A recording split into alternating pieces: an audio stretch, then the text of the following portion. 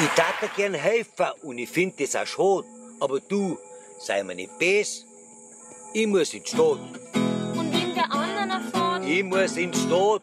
Bloß, dass sie Handschuhe hat. Nein, ich muss in die Stadt. Handschuhe, ist halt 28 Grad. Ja, ich weiß, das klingt ein wenig blöd. Okay?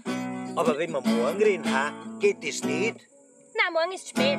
Gespatzle, sei doch nicht. Nein, morgen ist spät. Hast schon, das ist jetzt echt saublöd. Morgen ist spät. Mein Gott, wie die Zeit vergeht. Wir sperren jetzt dann gleich die Geschäfte dazu. Lass mir mal Ruhe. Ah, mein Gott, was mach ich jetzt nur?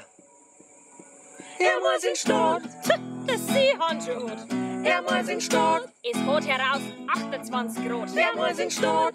Ach, ich weiß gar nicht, was hat. Jetzt sei doch nicht so stur. Lass mir mal Ruhe. Morgen haben wir doch Zeit nur. Oder nicht? Ach, wozu?